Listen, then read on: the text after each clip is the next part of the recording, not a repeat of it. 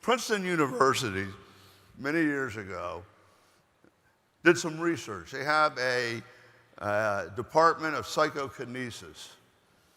And they published a article, in psychology and psychiatric journals, that they had measured and verified that a creative thought or a decision took 1/1000th of a volt to spark across the cerebral cortex. And that literally could change a person's life. You ever hear made up my mind, changed my mind, got an epiphany? Huh?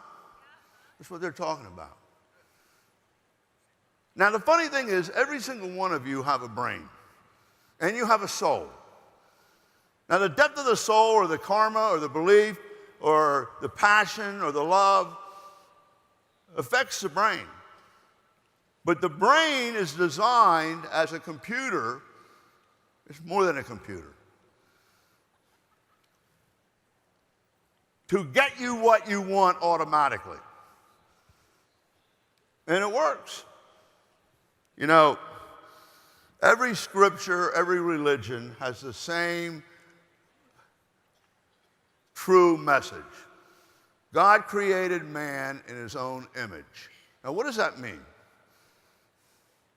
That means that unlike animals, and he gave him dominion over all the animals and all the creatures of the earth. What that means is, like God, as an individual ray, he gave you the right to choose. Animals don't choose. They're conditioned. Listen to this. Number one, do you agree with that? He gave you the ability to think. And he gave you the ability to create. And with that, there's an expectation that you will do that. Make decisions. Right decisions. Right thinking. Huh? Are you getting this? I mean, this is very deep. You can't escape it because you were born and God don't make no junk. You see?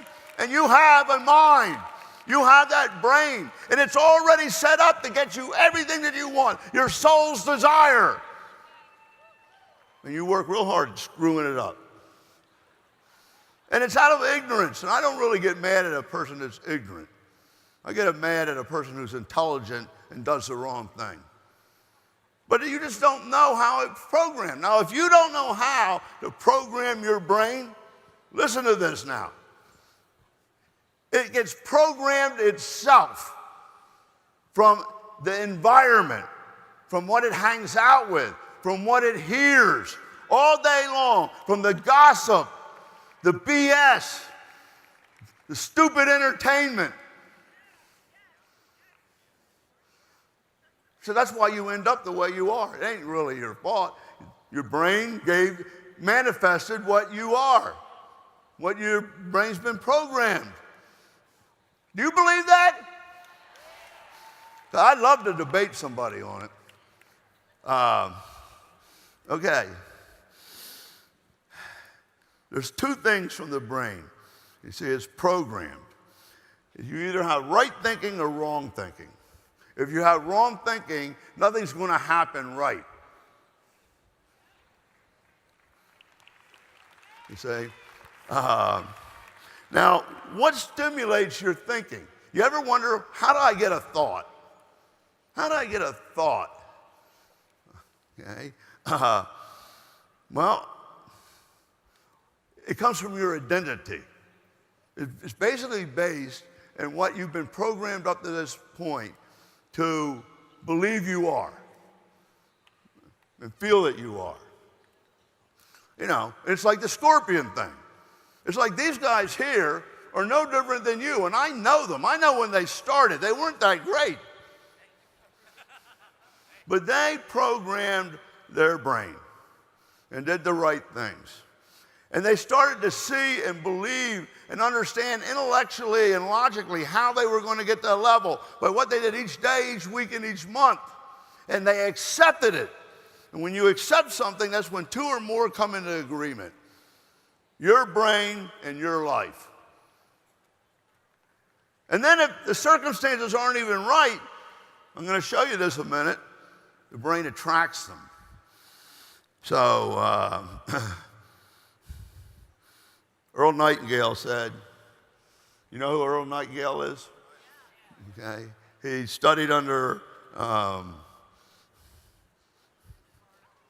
Think and Grow Rich, Napoleon Hill. Anything that the mind of man can achieve and believe, it can achieve. So he studied all the people that Think and Grow Rich was about. And he said, there's a strange secret amongst this, the strangest of secrets that he discovered and documented. You become what you think about all the time. Now, I was 20-something when I read that, and it took forever for him to get to the point. Build up and build up. Finally, okay. I said, that couldn't possibly be true, or I would be a girl. Right? Okay. I met this multi-level, floozy, effervescing, lovable, crazy girl through Bobby Canada. She was something special. So I know how to program brains because I programmed my own. But it's really a lot of work to program somebody's brain who's not receptive to it or won't listen. For some reason, she would listen. Still amazes me. So we worked on programming her brain to make her into a hopeless success. Now, I got to take a little bit of credit. Although she worked very hard, built the whole business, was the most incredible leader, she was a hopeless success. It couldn't go any other way because her brain was programmed. And wait, you don't believe this? You think it's hocus pocus? I can prove it to you. Every single one of your brains are programmed. And the proof is, it's programmed to give you exactly what you have right now. And that's why you are where you are. End of story, bottom line, closed case. Now, I can prove it to you by arguing with you. Oh, no, you can do more. How many of you think that you're living up to your full potential, that you can do more? Because you could die tomorrow and never live up to your potential. What a sad thing. Okay. I can prove it to you. If I argue with you why you can make twice as much money as you are now, be freer, help more people, be loved, you're going to argue with me. Yeah, but this, yeah, but that. Ben, what's your story? I'd love to argue with you. He's one of the most incredible recruiters I've ever seen in my life. But, you know, I'm not going to pick on Ben. Who do you want me to pick on? Because it's absolutely true and applicable to every single person in here. You are exactly where you are, have what you have, the problems you have, the joys you have, everything about you is because your brain was programmed at that level. That doesn't mean it can be changed, can't be changed, but identity is what it's all about because that drives the brain automatically. And it's why it's so hard to change. You can't change your behavior. Try it. That's why it's so hard to lose weight. You can't be a fat person trying to lose weight. You got to see yourself as a fit person. You see what I'm saying? You got to come from that. You got to do what a director does all the time. And what you used to hate, you now love. And what you used to fear, you're great at. Don't show the plant for 3 days. You get What do you call that? Withdrawal. You used to hate to work out. Many of you may have experienced this. But you start working out, and those, or morphins or whatever, work on you, and you run every morning. You cannot not run. You're in pain. What used to be pain is now joy. And this is what happens when the brain gets programmed. What you were bad at, you're good at. It's a miracle. Every one of you has a brain and a soul. And the brain has the same features. You say, well, some people are more intelligent than others. Oh, I got a good one on that. It's actually been proven scientifically that a brain properly programmed and fed the right information and forced to think and have logic can double its intelligence, its IQ. I got you on that one, So, if you sit around and read cartoons and dirty magazines and listen to gossip all day and the negative news, your brain is being programmed whether you know it or not. When Lauren and I slip and say something, like can't do that or, oh, this might happen, we say cancel, delete. Cancel, delete. When somebody around us talks negatively, gloom and doom and critically, we take a mental vacation from them.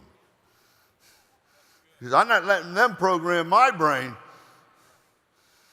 You know, well, you say, well, you know, my relatives don't really understand the business, and they're my relatives, and, you know, they don't think it'll work, and they think it's one of those things or something.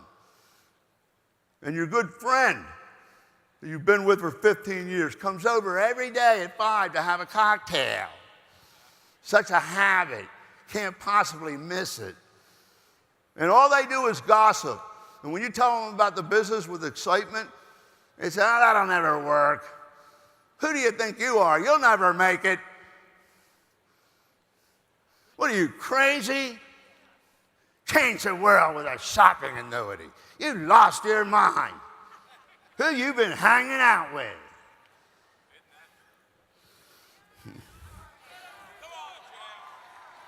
Oh, yeah? Let me tell you something. You are going to make it. And you know what?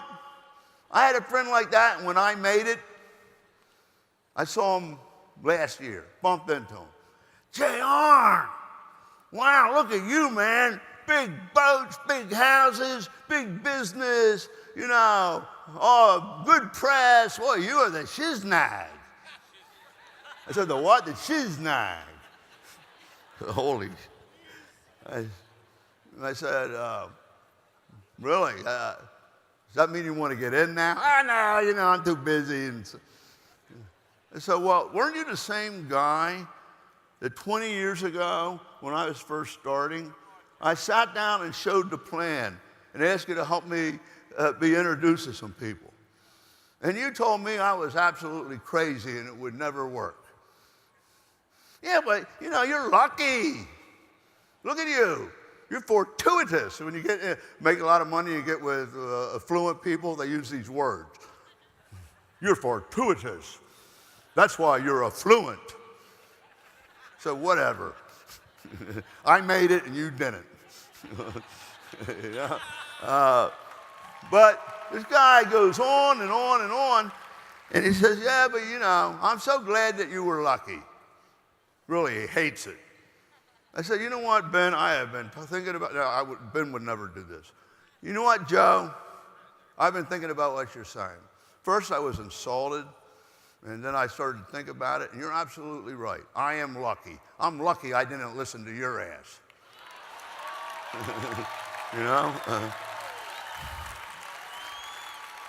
You know, so what are you going to do?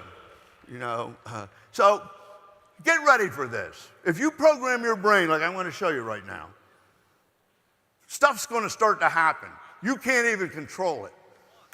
But you have to program your brain. And if you don't program it, it gets programmed for you by others and the environment. So you end up where you are. That's why you are right there, right now. But if you take control of that, okay, everything is going to change. You know, so people look at me and they say, how did you become, so successful? I worked real hard and I programmed my brain. I'd give you the program, but you don't know how to program. And it changed my identity. So it was fun to do the things I did. Well, you've been a workaholic. So you're a little confused.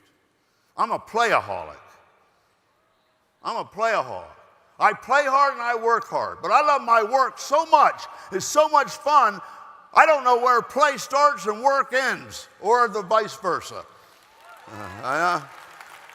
I'm just having fun.